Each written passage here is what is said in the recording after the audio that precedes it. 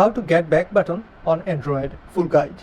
In this guide, I will show you how to restore the back button on your Android device.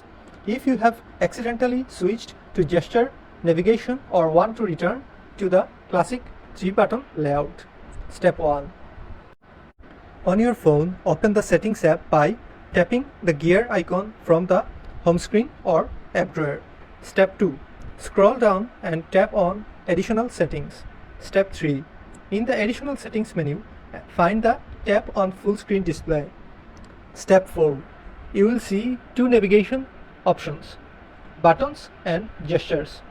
To get back the back button, select Buttons. This will reserve the traditional navigation buttons and it will be restored, including the back button, home button and recent tabs button. You have now successfully restored the back button and can navigate using the classic button layout.